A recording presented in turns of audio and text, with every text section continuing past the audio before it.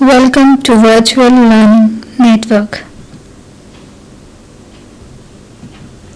Retail Banking, this is session 4, Customer Service. Topics to be covered include Introduction, Banker-Customer Relationship, Rights of Banker, Duties of Banker, Gopriya Committee, RBI Instructions on Customer Service, Consumer Protection Act 2002. First, we'll start with the introduction part. Customer service is the provision of service to customers before, during, and after purchase. Customer service is a series of activities designed to enhance the level of customer satisfaction, that is, the feeling that a product or service has met the customer expectation. Customer service हम उस provision को कहते हैं जो customer एक product को purchase करने के पहले या प्रोडक्ट को परचेज करने के टाइम या फिर प्रोडक्ट के परचेज करने के बाद फील करता है.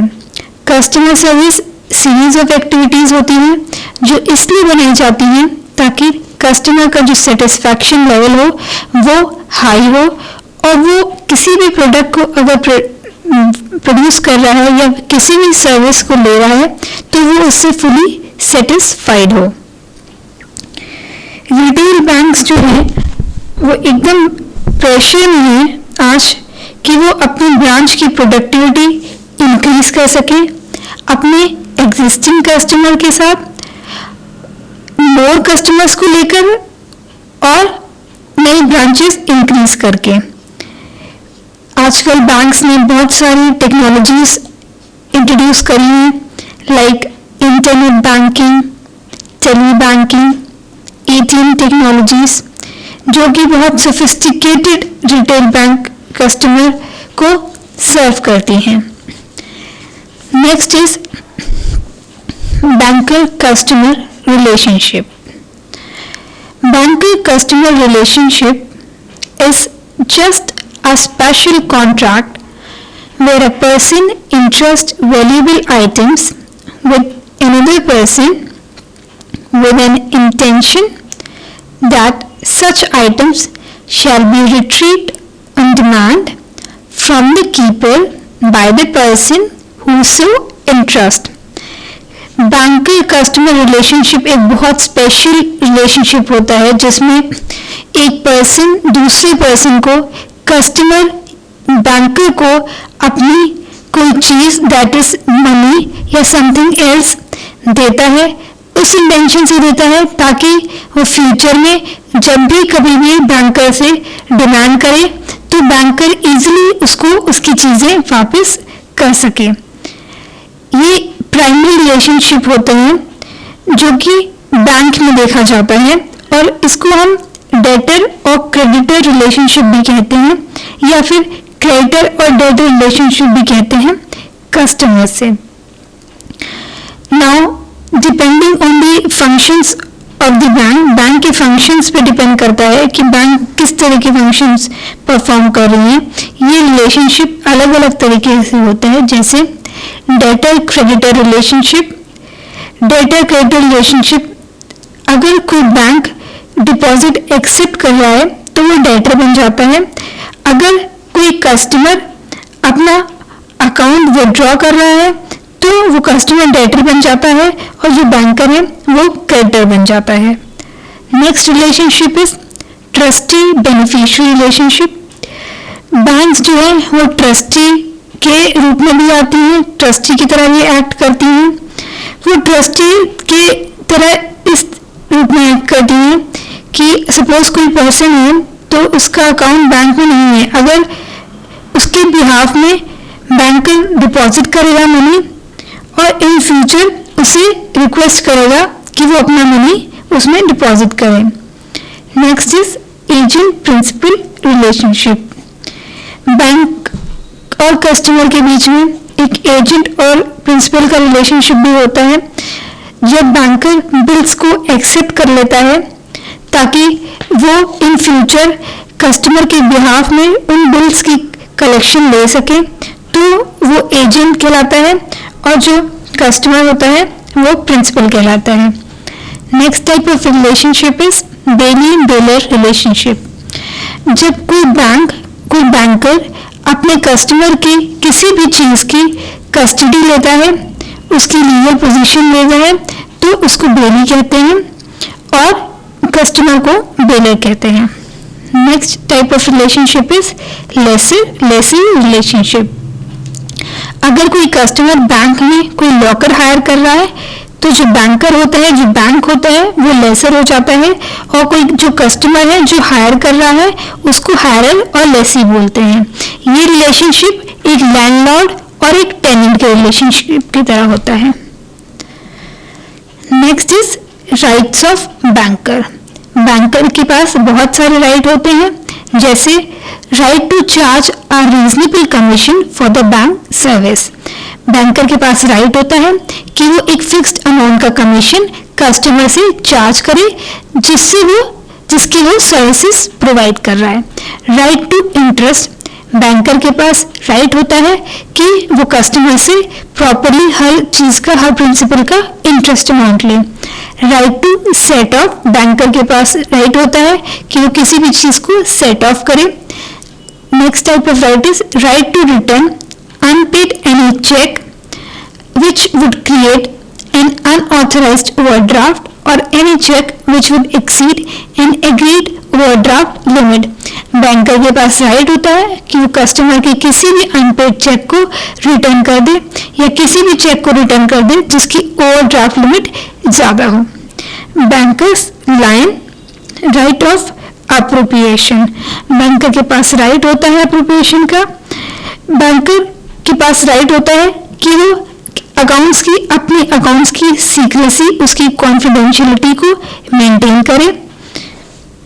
बैंकर के पास राइट होता है कि वो कस्टमर के चेक को एक्सेप्ट करे और उसकी पेमेंट करे। Now next is duties of banker. Duty to receive money and collect cheques for the customer account. Banker के पास राइट होता है कि वो कस्टमर के मनी को ले, उनके चेक्स को कलेक्ट करे।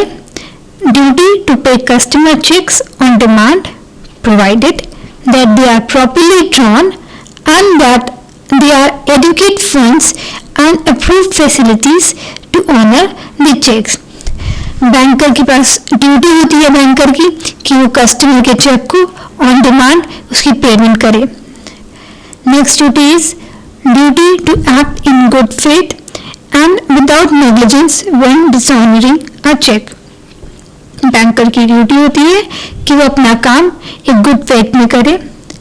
Duty to maintain secrecy regarding all the affair of the customers. Banker की ड्यूटी होती है कि वो कस्टमर की हर इंफॉर्मेशन को सीक्रेट रखे, कॉन्फिडेंशियल रखे और उसको पब्लिकली डिस्क्लोज ना करे। Now next type of duties duty to advise the customer of any forgery of their signature. Banker की ड्यूटी होती है कि वो कस्टमर को उसके सिग्नेचर में कुछ भी कमी है या कुछ भी डुप्लीकेसी है तो उसको इन्फॉर्म करें। Next is duty to give reasonable notice before closing the credit account. Banker की ड्यूटी होती है कि वो कस्टमर का क्रेडिट अकाउंट जब भी बंद करे उससे पहले वो एक नोटिस दे एक फिक्स्ड पीरियड में अपने कस्टमर को। Banker next is honour cheque of its customer. Banker की ड्यूटी होती है कि कस्टमर के चेक को एक्सेप्ट करें। Next is maintain secrecy responsible for embezzlement and fraud. Banker की ड्यूटी होती है कि अगर बैंक कस्टमर के साथ कोई भी मिस अप्रोप्रिएशन ऑफ फंड्स हो रहा है या उसके साथ कोई भी फ्रॉड हो रहा है या कुछ भी रॉन्गफुल एक्ट हो रहे हैं जो कि बैंक के एम्प्लॉयज की वजह से हो रहे हैं, तो उसकी वजह से बैंक रिस्पॉन्सिबल होता है और जो फ्रॉड होता है उसकी जिम्मेदारी भी बैंक कर लेता है। नेक्स्ट इज गोपनीय कमेटी एक कमेटी बनाई गई थी दिसंबर 1991 में, जिसने 97 रिकमेंडेशंस दिए थे, जिसमें से कुछ इंपॉर्टेंट रिकमेंडेशंस हैं। सर्विस एट द काउंटर्स में प्रॉपरली सर्विस प्रोवाइड करना, extension of business hour for non cash transactions, banks में जितने भी नॉन कैश ट्रांजैक्शंस हो रहे हैं जिसमें कैश इन्वॉल्व नहीं है उनके टाइमिंग्स बढ़ाना, अनइंटरप्टेड सर्विस में किसी प्रकार की रुकावट ना हो, गाइडेंस टू कस्टमर्स को प्रॉपरली गाइड करना, उनकी हेल्प करना, deposit and their accounts, deposits में और अकाउंट्स में उनकी हेल्प करना, safe deposit lockers, dishonoured instruments, reimbursement of interest by paying bank, identity badges, job enrichment, training, induction training, reward and recognition, systems and procedures, customer service audit, complaint book, inspection and audit reports, complaint prone employees, periodical visits by senior officials, infrastructure provision, customer education, security arrangements, fair practice code, display of bank service charges, display of time norms, collection of account paid checks, prohibition on crediting, provision of note counting machines on counters. Next is RBI instructions on customer service. RBI is Reserve Bank of India. Reserve Bank of India ने आज से कुछ साल पहले कुछ instructions दिए थे bank को, ताकि वो अपने बैंक की जो क्वालिटी है, सर्विस की क्वालिटी है, उसको इम्प्रूव करे और कस्टमर से सिर्फ रीजनेबली प्राइस पे उनके सर्विस डिलीवर करे। With effect from January 1, 2006, the RBI has put in place a revised banking ombudsman scheme for redressal of grievances of banking customers. RBI ने 2006 जनवरी 1 में एक स्कीम बनाई थी ताकि कस्टमर्स, बैंकिंग कस्टमर्स के जितने भी कंप्लेंट्स हैं वो उसमें एड्रेस कर सके। Setup and independent banking courts. Reserve bank of India ने एक इंडिपेंडेंट बैंकिंग कोर्ट्स और स्टैंडर्ड बोर्ड्स ऑफ इंडिया, जो एक इंडिपेंडेंट वॉच डॉग की तरह काम करता है, वो फरवरी 2006 में सेटअप किया था ताकि बैंक अपनी सर्विसेज कोड्स और स्टैंडर्ड्स के अकॉर्डिंगली डिलीवर करें। Next is fix reasonable service charges. Commercial banks की एक एडवाइस दी गई थी कि वो एक रीजनेबल सर्विस चार्जेस लें in average with the average cost of producing these services. Next is display and service changes. अगर बैंक में कुछ भी चेंजेस हो रहे हैं तो रिजर्व बैंक ऑफ इंडिया ने बैंक्स को एक इंस्ट्रक्शन दी थी, हर बैंक को या उसकी ब्रांचेस को, कि अगर उसमें कुछ भी चेंजेस हो रहे हैं तो वो उसकी डिटेल उसकी वेबसाइट पे या फिर ऑन नोटिस कस्टमर्स को इन्फॉर्म करें। Next is consumer protection act 2002। Consumer protection act 2002 में एक एक्ट बना था जो बेसिकली कंज्यूमर को प्रोटेक्ट करने के लिए बना था। कंज्यूमर और कस्टमर में थोड़ा सा डिफरेंस होता है। कंज्यूमर अलग होता है और कस्टमर अलग होता है, पर हम दोनों को एक ही समझते हैं, ऐसा नहीं होता। कस्टमर जो है वो पर्सन होता है जो गुड्स खरीद के लेकर आया है। ये जरूरी नहीं है कि कस्टमर ने उस गुड को यूज भी किया है, पर कंज्यूमर जो पर्सन होता है वो होता है जिसने गुड्स को यूज किया है। तो consumer may not be a customer and a customer may not be a consumer. तो कंज्यूमर वो पर्सन होता है जिसने गुड्स को यूज किया है। उसके रिगार्डिंग एक एक्ट बना था, consumer protection act 2002। Consumer protection act consist of laws and organisations designed to ensure the rights of consumers as well as fair trade competition and the free flow of truthful information in the marketplace। Consumer protection act जो बना था उसमें कुछ laws थे और कुछ organisations बने थे जिनमें कि कंज्यूमर्स की राइट के बारे में बताया गया था कि कंज्यूमर को कौन कौन सी राइट है, और उसमें एक फ्री ट्रेड कंपटीशन बनाया गया था कि जो कंपटीशन होगा ट्रेड में वो फेयर होगा, वो जस्टिफाइबल होगा, और जो इंफॉर्मेशन पास होगी मार्केट में वो सही होगी। The laws are designed to prevent businesses that engaged in fraud or specified unfair practices from gaining an advantage over competitors and may provide additional protection for the weak and those unable to take care of themselves। ये consumer protection act में जो law बनाए गए थे वो इसलिए बनाए गए थे ताकि जो बिजनेस फ्रॉड एक्टिविटीज में इन्वॉल्व हैं, जो अनफेयर काम कर रहे हैं, उनको मार्केट से हटा दिया जाए, और जो कुछ ऐसे लोग हैं जो वीक हैं, जो कंप्लेन नहीं कर पा रहे हैं, वो भी कंज्यूमर प्रोटेक्शन एक्ट की हेल्प से उनके अगेंस्ट एक्शन लें और अपनी रक्षा करें। Next is who is a consumer. जैसे मैंने आपको बताया कि कंज्यूमर वो पर्सन होता है जो गुड्स को यूज करता है या जो सर्विस को लेता है। तो a consumer is defined as someone who acquires goods और services for direct use or ownership rather than for resale or use in production and manufacturing। Consumer वो होता है जो गुड्स और सर्विसेज को डायरेक्टली यूज करता है या तो फिर उनको खुद लेता है, ना कि उसको रीसेल करने के पर्पस में। Next is major provisions of the consumer protection act of the ACT। Now it includes something like consumer scope. इस स्कोप में कवर होता है कि कौन कौन से गुड्स हैं, सर्विसेज हैं, जैसे कि banking, insurance, transport, processing, electricity, doctors, private public cooperative sector, सब।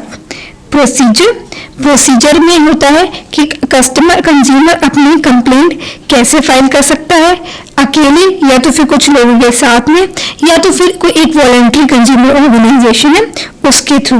जो कंप्लेंट होती है वो किसी भी फोरम में लॉन्च हो सकती है एक एप्लीकेशन देने में डुप्लीकेट, और उसमें डिटेल्स होनी चाहिए कि उसने प्रोडक्ट कहाँ से मैन्युफैक्चर किया है, और उसमें उस पर्सन का नेम और पूरा एड्रेस होना चाहिए, और जो उसको रिलीफ चाहता है वो रिलीफ होनी चाहिए, और कॉपीज होनी चाहिए कुछ सपोर्टिंग डॉक्यूमेंट्स की। Next is limitation.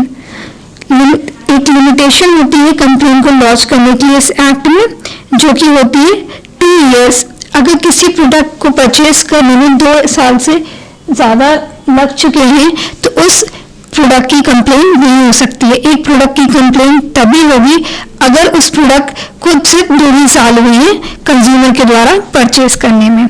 Next is jurisdiction. Jurisdiction होता है जो कंप्लेंट होती है वो 3 कोर्ट्स में होती है। एक होता है डिस्ट्रिक्ट फोरम, एक होता है स्टेट फोरम, और एक होता है नेशनल कमीशन। डिस्ट्रिक्ट फोरम में जो कंप्लेंट लॉन्च होती है उनका अमाउंट सिर्फ 20 लाख तक होता है। अगर किसी प्रोडक्ट की कॉस्ट 20 लाख से एक्सीड कर रही है पर 1 करोड़ तक है तो उसकी जो कंप्लेन होगी वो स्टेट फोरम में लॉन्च होगी। पर अगर किसी प्रोडक्ट की कॉस्ट या सर्विस अगर वो एक्सीड कर रही है 1 करोड़ से तो जो कंप्लेन लॉन्च होगी वो नेशनल कमीशन में होगी। Now next is disposable time. Disposal time होता है कि जो केसेस होते हैं जिसमें टेस्टिंग और एनालिसिस नहीं इन्वॉल्व होती हैं वो केस 3 महीने में डिस्पोज होने चाहिए, और जो केस होते हैं वो स्टेट और नेशनल कमीशन में डिस्पोज होने चाहिए 3 मंथ्स के अंदर। अवेलेबल रिलीफ मिलती है जो कंज्यूमर को, वो बहुत तरीके से होती है। उसको कंपनसेशन मिल सकता है, या फिर उसके प्रोडक्ट से जो डिफेक्ट है वो रिमूव किया जा सकता है, या जो डेफिशिएंसी है सर्विसेज में उसको रिमूव किया जा सकता है, या तो पूरा का पूरा गुड जो होता है उसको रिमूव कर देते हैं, या फिर जो प्राइस होता है उसको रिफंड किया जाता है, कॉम्पनसेशन दिया जाता है अगर किसी उसको कंज्यूमर को लॉस हुई है या कोई इंजरी हुई है। Next is penalty. अगर किसी ने भी कंज्यूमर प्रोटेक्शन एक्ट के ऑर्डर्स के अगेंस्ट कोई गया है तो उसको पेनाल्टी फिल करनी होती है। वो पेनाल्टी होती है imprisonment from 1 month to 3 years, या फिर फाइन होता है जो कि 2000 से लेकर 10,000 तक होता है। Next is total customer satisfaction management. जो कंज्यूमर प्रोटेक्शन एक्ट है वो पूरा कस्टमर को सेटिस्फाई करने के लिए बना है। कस्टमर हर तरीके से सेटिस्फाइड हो, चाहे वो प्राइस हो, चाहे वो डिलीवरी हो प्रोडक्ट की, चाहे वो क्वालिटी हो गुड्स की या फिर सर्विसेज की। कस्टमर को पूरी तरह से सेटिस्फाइड करने के लिए, उसकी प्रॉब्लम्स को प्रिवेंट करने के लिए कंज्यूमर प्रोटेक्शन एक्ट 2002 बना था। Next, now we have certain questions. Do it yourself. Number 1, what are the rights and duties of a banker? Banker की क्या rights और duties हैं? Number 2, what is Customer Protection Act? That is Consumer Protection Act 2002. That's all for this session. Thank you.